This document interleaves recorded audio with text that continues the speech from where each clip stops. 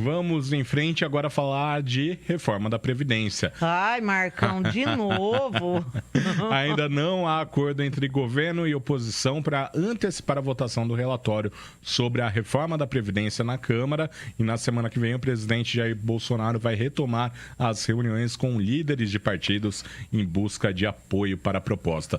Lembrando que semana que vem tem feriado. Então, a Câmara tem uma semana mais enxuta. Vamos ver a matéria, daqui a pouco a gente comenta. Foi encerrado nesta quinta-feira o prazo dado na Comissão de Constituição e Justiça para que os deputados analisassem o parecer do relator Marcelo Freitas, favorável ao andamento da reforma da Previdência com base na Constituição. Ele reafirmou que não pretende fazer qualquer alteração na proposta, como tem defendido alguns parlamentares. O relator aposta que o governo já tem os 34 votos necessários para aprovar o parecer na CCJ, que começa a ser discutido na próxima segunda. O problema é o feriado prolongado da Páscoa, que pode afetar o quórum na quarta, 17 de abril, data inicialmente prevista para a votação. Por isso, os aliados tentam antecipar para terça, mas a oposição não concorda com a mudança. Enquanto a base tenta se organizar no Congresso, aqui no Palácio do Planalto, Jair Bolsonaro, que assumiu pessoalmente a articulação política, retomará os encontros na semana que vem com presidentes e lideranças de partidos em busca de apoio para aprovar a nova Previdência. No esforço conjunto, o ministro Paulo Guedes vai se reunir com outros políticos. A expectativa é que mais de 2 bilhões de reais em emendas sejam liberados pela equipe econômica nos próximos dias. Recursos que são usados pelos parlamentares em obras nas suas bases eleitorais. Durante o balanço dos 100 dias de governo, o ministro-chefe da Casa Civil disse que a distribuição do dinheiro é normal e faz parte do jogo democrático. Onyx Lorenzoni afirmou que os representantes de partidos com quem Bolsonaro se reuniu até agora para tratar da Previdência não cobraram nada em troca de apoio. Durante evento para investidores em Nova York, o presidente da Câmara, Rodrigo Maia, afirmou que é possível aprovar a reforma com uma economia próxima de R$1 trilhão, mas afirmou que é um erro trabalhar com projeções de prazos e votos. E Zezé, parece que aquela pauta, né, aquela proposta de emenda à Constituição do referente à Constituição, né, do orçamento impositivo. Para as emendas de bancadas. Né? Tá aumentando, né? Tá crescendo esse debate, né? O pessoal quer que seja votado antes, lá na comissão, antes de ser votada a reforma da Previdência. Aparentemente, a oposição sempre vai fazer tudo para obstruir o Marcão. Então, a oposição não querer que vote, isso daí vai ser daqui até o fim desse projeto aí, até a aprovação. Se Deus quiser, vai ser a oposição enchendo. Mas o problema é o Centrão. Quem quer votar isso primeiro é o Centrão, que vem fazendo uma baita pressão. Não se sabe se o Centrão quer votar isso porque acha importante, o que eu duvido, né?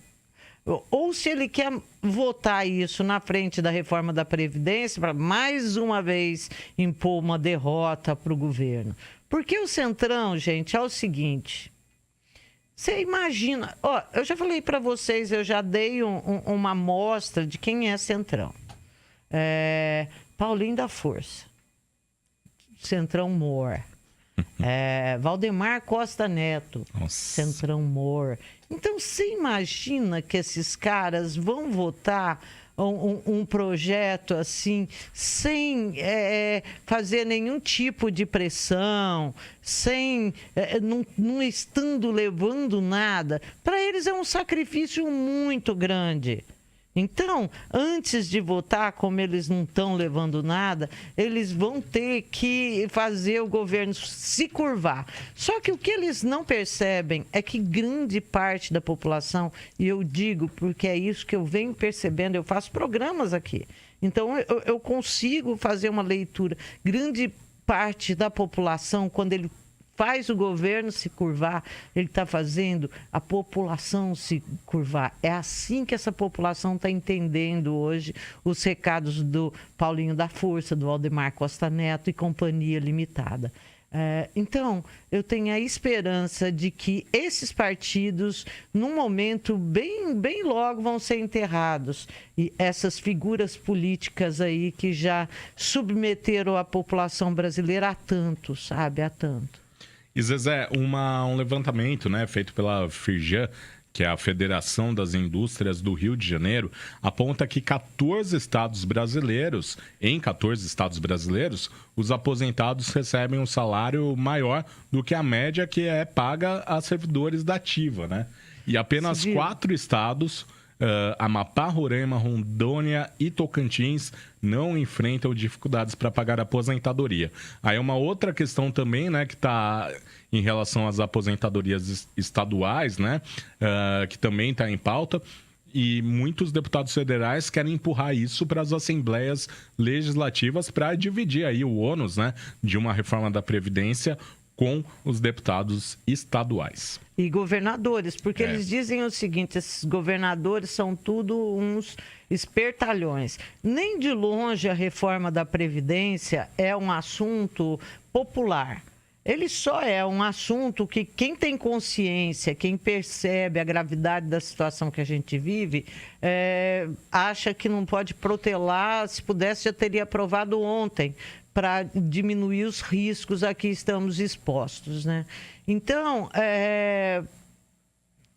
só que existem governadores que são muito falsos e fingidos, que lá no estado deles, principalmente o pessoal do Nordeste, ligado à oposição, lá no estado deles, eles dizem, não, porque essa reforma é uma traição com o trabalhador brasileiro. Fazem esse discurso aí bem sem vergonha, bem popularesco, e aí depois eles vão para Brasília e pedem, pelo amor de Deus, para que a Previdência aprovada em Brasília seja uma Previdência verticalizada, ou seja, que ela valha para todos, para estados, para municípios, para todo mundo. E aí os deputados federais e senadores estão dizendo, mas podemos fazer isso, mas pode parar com essa história de nós sermos aqui os carrascos e vocês os bonzinhos, né? Se for para ter esse discurso, a gente aprova só para servidor da União, para o regime geral de previdência, e vocês se viram aí com as questões de vocês. O que eu acho justo, sabe, Marcão? Sinceramente, acho justo, porque tem muito uma hipocrisia, muito governador hipócrita. Zezé, tem mais participação de quem assiste, acompanha o Bastidores do Poder pelo 991969255.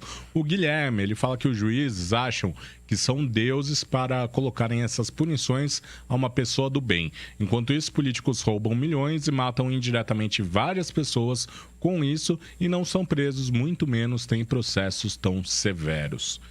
Mais ou menos, né, Zezé? Agora tá mudando um pouco essa realidade, a gente já tem bastante político preso, né?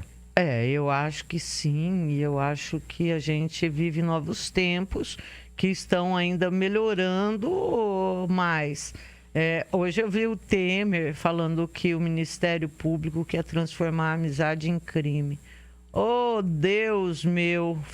Deu uma entrevista para a Folha de São Paulo, e falando que é inocente, Marcão, mas ele é tão inocente, Marcão do céu, como a gente é injusto com o Temer, sabia?